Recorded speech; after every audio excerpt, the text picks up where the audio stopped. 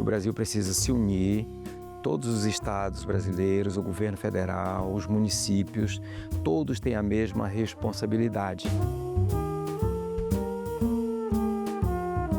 O senhor propõe tornar a autonomia das políticas estaduais uma cláusula pétrea na Constituição. Cada estado é que sabe como deve enfrentar e melhorar a criminalidade no seu estado.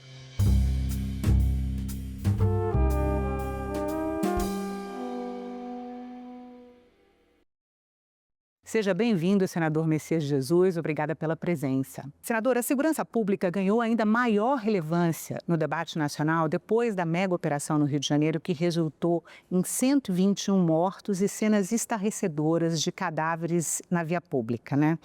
O governo federal já tinha apresentado uma proposta de emenda à Constituição, a PEC da Segurança Pública, em abril, e o senhor apresentou uma também em junho. Esse é um tema no qual há grande divergência sobre o que deve ser feito entre governo e oposição. O senhor pode me explicar como o senhor vê a situação?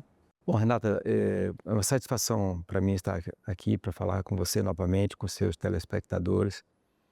O que eu quero te falar, eu quero iniciar a minha fala manifestando a minha solidariedade ao povo do Rio de Janeiro e, em especial, aos familiares dos policiais mortos naquela operação. Policiais tiveram suas vidas ceifadas defendendo a sociedade do Rio de Janeiro. Você está me pedindo uma avaliação, é isso? Sim. É um momento que nós consideramos que o Brasil precisa se unir. Todos os estados brasileiros, o governo federal, os municípios, todos têm a mesma responsabilidade.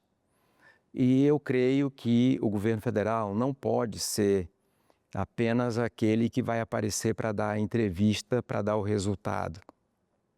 Mas ele deve ser aquele que coordena, mas que ajuda os estados financeiramente para que os estados possam ter um aparelhamento melhor do seu policiamento, ajudar com inteligência e manter esse apoio aos estados. A minha avaliação é que o Brasil, mais do que nunca, precisa com urgência de que esse tema seja tratado com respeito à Constituição e aos estados e com urgência por respeito a toda a sociedade brasileira. Senador, lendo a justificação da sua proposta de emenda à Constituição, me parece que o senhor está tentando conter a capacidade de legislar do Poder Executivo, é isso?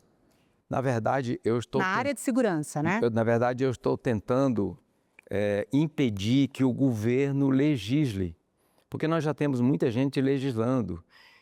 O Supremo, uma vez por outra, legisla. O governo federal tenta legislar através de portaria, de resolução. E neste caso do governo, na PEC 18, eles tentam, de todas as formas ali, colocar para que eles possam ficar normatizando leis com resoluções, com decretos, com portarias. Isso é o papel do Congresso Nacional. Cabe ao Congresso Nacional. Por isso que eu não tenho dúvida de dizer que é um desrespeito ao Congresso Nacional a PEC 18 da forma como foi proposta pelo governo. A PEC 18, que é a chamada PEC da Segurança Pública, da segurança, né, senador? O senhor disse em plenário que segurança não se faz com concentração de poder no Executivo Federal. Onde que o senhor acredita que a PEC promove a concentração de poder do Executivo? A PEC tira o poder dos estados de controlar a sua segurança pública, de reorganizar o seu sistema de segurança pública, tira esse poder dos governadores, tira o poder do Congresso, como eu já disse, de legislar, e quando ele tira o poder dos governadores, concentrando tudo aqui, para mim é uma quebra explícita do Pacto Federativo.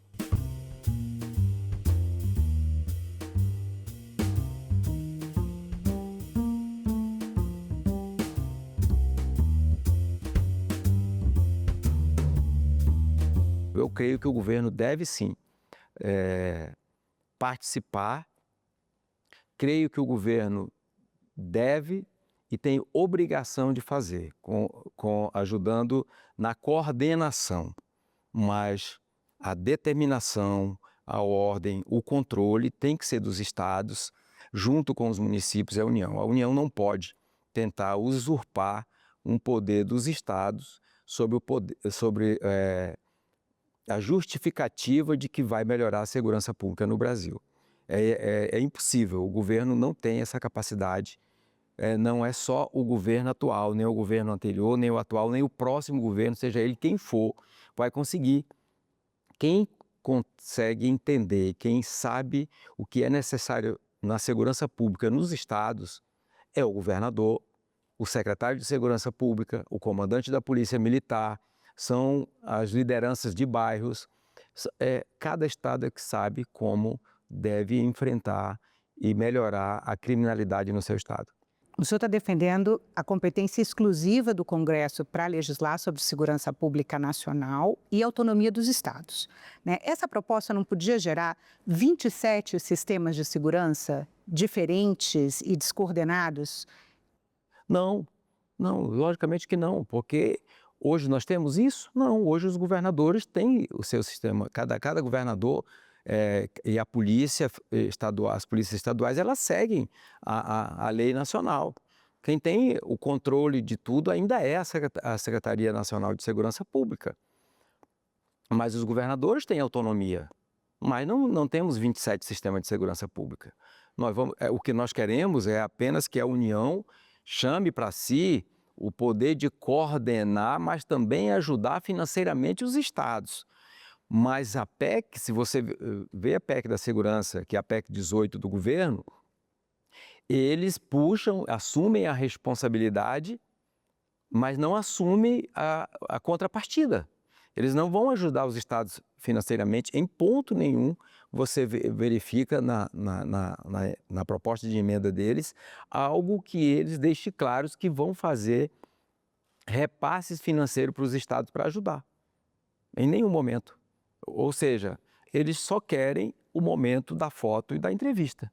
Senador, alguns especialistas argumentam que as principais facções criminosas no Brasil, elas são nacionais e até internacionais, né? E não respeitam fronteiras, né? Como se dá o enfrentamento desse sistema de poder pelos estados? Olha, eu vou começar por Roraima com as facções internacionais. Nós temos mais de certeza já 3 facções venezuelanas em Roraima. Entre elas, uma conhecida mundialmente como o Trem de Aragua. E sobre a responsabilidade dessa facção, nós já encontramos lá 2 ou 3 cemitérios clandestinos. E quem tem combatido lá sozinho é o Estado. É o Estado de Roraima. O governo federal não tem contribuído com absolutamente nada no sistema de segurança em Roraima. Absolutamente. As facções nacionais já chegaram a Roraima, senador? Lógico, lá nós temos o Comando Vermelho, nós temos o PCC, nós temos todas as facções nacionais lá em Roraima. E temos também as venezuelanas. Se não fosse hoje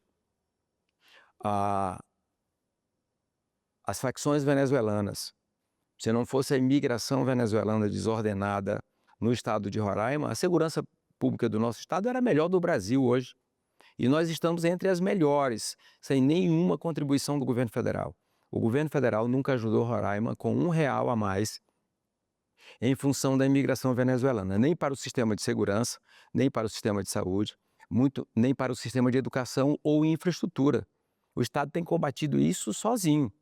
Certamente, se o governo federal ajudasse com inteligência, com recursos financeiros, com informações, com reuniões permanentes das autoridades de inteligência do governo federal e do Estado, nós avançaríamos muito mais. Todos os governadores. Por quê? Porque quem conhece cada indivíduo desse é a polícia local.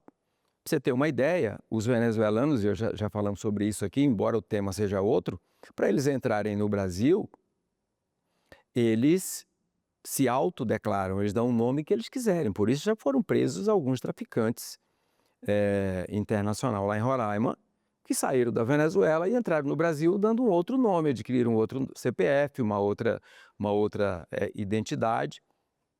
E daí se instalou essas facções lá no Brasil. Por quê? Porque o governo federal, que deveria lá na fronteira usar a inteligência, usar a Força Nacional, a Polícia Federal, o Exército, não faz. Não faz. Se tivesse lá, não é por incompetência da Polícia Federal ou da Força Nacional. É pela liberdade que o governo federal dá da entrada deles dentro do nosso país.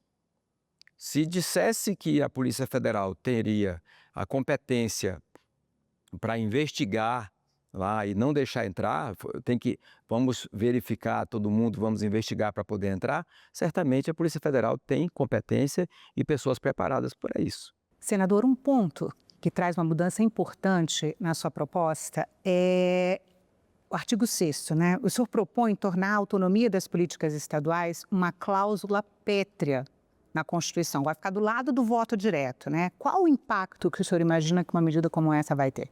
Eu acredito que a cláusula pétrea não se pode ser modificada de qualquer forma, como todas as pessoas sabem, mas dá segurança para o sistema de segurança dos estados enfrentarem com mais rigor a criminalidade. Então, a gente precisa colocar isso na Constituição Federal e, principalmente, colocar isso como uma cláusula pétrea que não fique se mudando a bel prazer.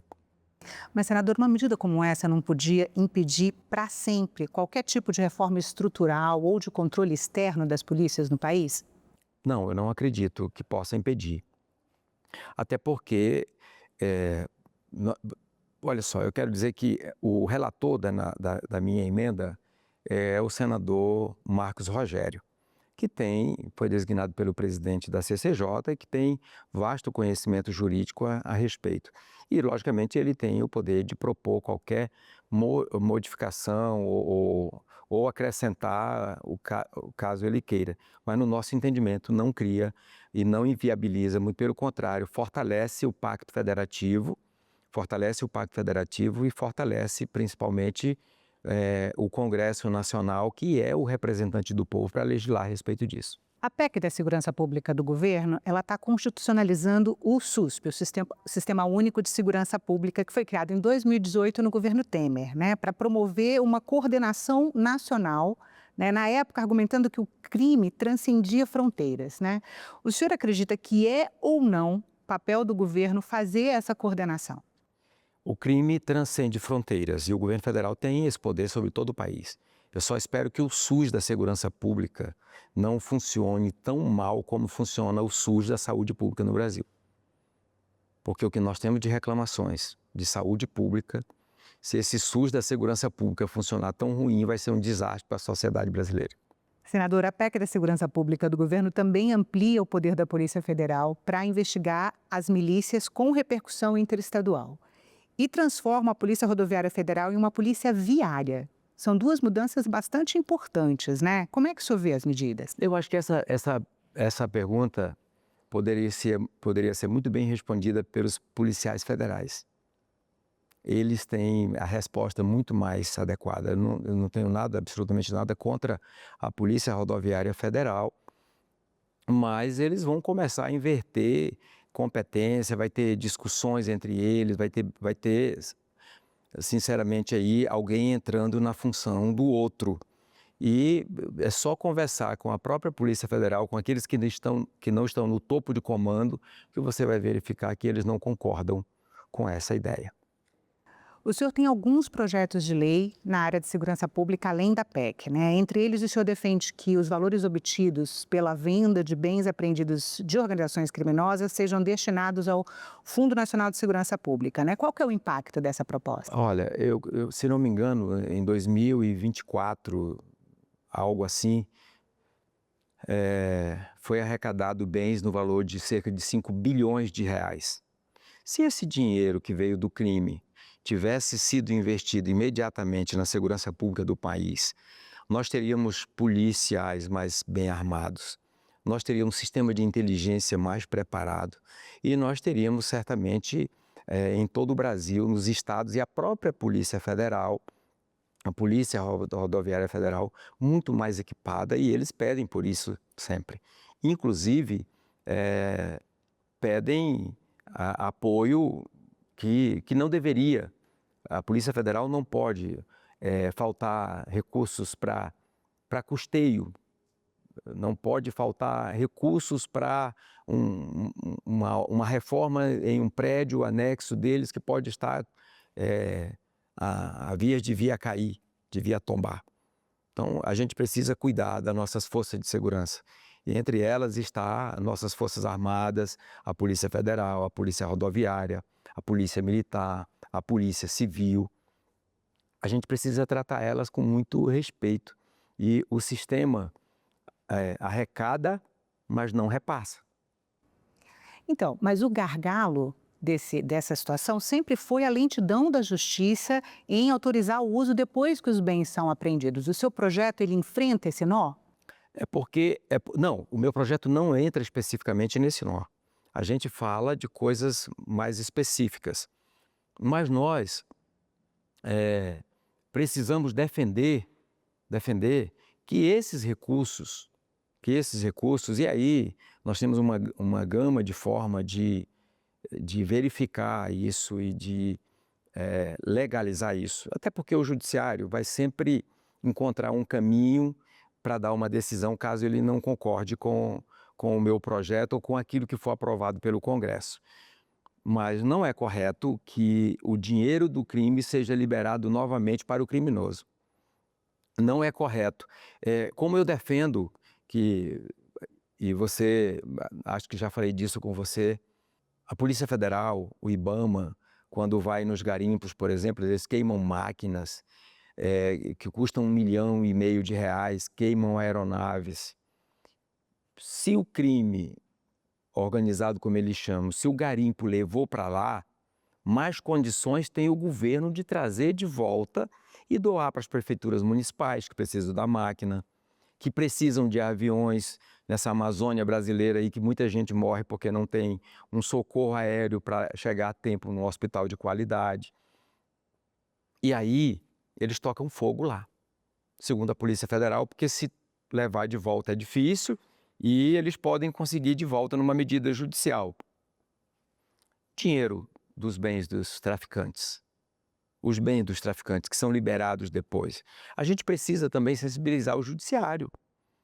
Senador, outras duas propostas do senhor tratam do aumento de penas, né? Uma para integrantes de facções criminosas e a outra aumenta as penas na lei antidrogas quando houver uso de armas de fogo. O Brasil já tem a terceira maior população carcerária do mundo e aumentar penas não foi capaz de frear o crime. Tem 20 anos que eu estou trabalhando no Senado e a gente já viu vários projetos serem aprovados, se tornaram leis com aumento de penas e isso não conseguiu frear o crime. Qual o impacto que o senhor imagina que essas medidas que o senhor está propondo venham a ter? O que a gente não pode permitir, Renata, e como você diz, já tem 20 anos aqui trabalhando no Senado, lidando com esse tipo de notícia, de matéria e outras várias, o que a gente não pode permitir é que a pena seja branda para quem deve estar preso. E aumentar o número de cadeias é responsabilidade do governo. O governo tem obrigação de controlar o comportamento da sociedade. Já disse isso Jânio Quadros há muitos anos atrás. Se não é papel do governo controlar o comportamento da sociedade, então qual é o papel do governo? Ora, por que o meu projeto de lei aumenta a pena para traficante que for preso usando arma, mesmo que ele não tenha usado a arma no crime? Porque a lei original, o traficante, o criminoso, comete o crime, ele está armado, mas ele não precisou usar a arma, isso serve para reduzir a pena dele. Você não acha que isso é um absurdo? Ele só não usou a arma porque ele não precisou usar. Mas se ele tivesse necessidade de usar, ele usaria com certeza absoluta. É que o crime foi fácil para ele. Para ele cometer foi fácil, ele não precisou usar. Mas quem é que tem dúvida de que ele usaria se fosse necessário? Então, se ele estiver armado, tem que aumentar a pena dele, porque certamente ele foi preparado para matar ou para morrer, se necessário fosse. Então, não há como se permitir.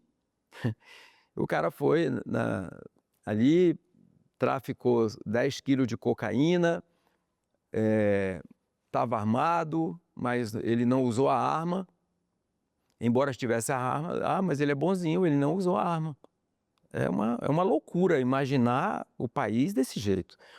A gente tem muitas leis que tratam sobre tudo, mas as leis precisam ser mais rígidas.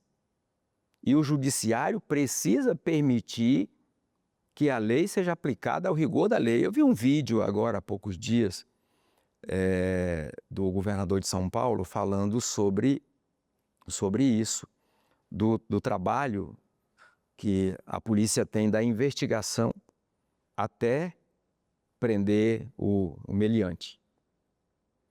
E ele prende o meliante, entrega lá, e a justiça solta. No outro dia ele sai sorrindo e preparado para cometer novos crimes. É preciso que o judiciário brasileiro também tenha um entendimento a respeito disso, porque toda vez que se solta um meliante desse, ele sai certo de que pode cometer novos crimes, porque ele vai sair novamente se ele cometer. Senador, agora vindo para a disputa política no Congresso, há uma disputa clara de abordagem legislativa entre governo e oposição, né? O governo apresentou o projeto de lei antifacção, a oposição está defendendo um projeto antiterrorismo, né? Como é que o senhor vê essa disputa? Não, eu não vejo que isso seja uma disputa de governo e oposição. Eu imagino que isso sejam várias formas que a gente busca dentro do Congresso, dentro do Senado, na Câmara, de oferecer a sua contribuição para o debate e se encontrar ali um mecanismo ou um meio que saia uma proposta que seja boa para todas. Eu não defendo que a minha PEC seja aprovada na íntegra, mas também não defendo que a proposta do governo seja aprovada na íntegra. Ela pode até não conter nada do que está na minha, mas muita coisa que está na proposta do governo tem que ser retirada, porque ela é um absurdo e totalmente desrespeitosa com a nação brasileira e com o Pacto Federativo, que, é claro, está na Constituição Federal. E o senhor acha que esse debate vai amadurecer no Congresso Nacional nessa direção? Eu acredito que vai amadurecer sem dúvida nenhuma. Esse é o papel do Congresso e por isso várias propostas, no meu entendimento. Por isso várias propostas. Eu fiz um comparativo aqui para você ver, rapidinho. A PEC 3, de minha autoria, define normas gerais de segurança e defesa social. A do governo federal reduz o papel do legislativo. Ao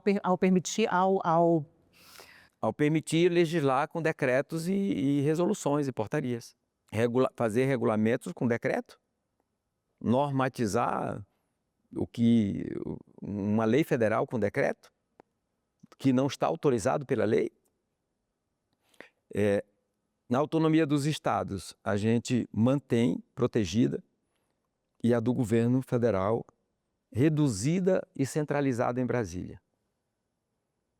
Financiamento, a gente garante o repasse, na minha PEC, garante o repasse financeiro como contrapartida aos encargos às polícias estaduais. Na do governo federal, eles não asseguram em nada esse repasse, eles fazem suposições a respeito disso. Na cooperação federativa, a gente estimula essa integração. O governo concentra as diretrizes da União, na PEC do governo. E as polícias, na minha PEC, a gente protege a autonomia e a atuação independente. E o governo cria risco de conflito institucional. É isso que está acontecendo. Isso é o que o governo propõe, porque o risco de conflito constitucional vai ser muito grande, vai ser permanente se for aprovada da forma que está. Eu creio no debate que está acontecendo no momento na Câmara dos Deputados, acredito que quando vier para o Senado ela já vai estar bem mais madura e, se tiver madura o suficiente, certamente é a do governo E a do governo, logicamente, vai andar mais rápido do que a minha PEC, eu não tenho dúvida disso. Eu não tenho dúvida disso. Eu vou competir com o governo como? Né? Eles têm maioria em tudo e têm a força do poder.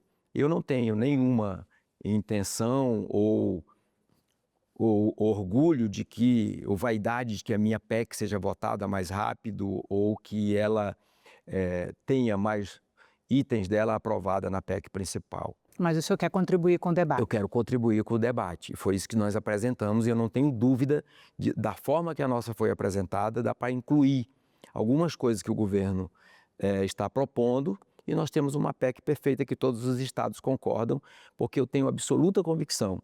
E se você tiver a oportunidade de ouvir os governadores dos estados, você vai verificar que eles não concordam com a PEC do governo.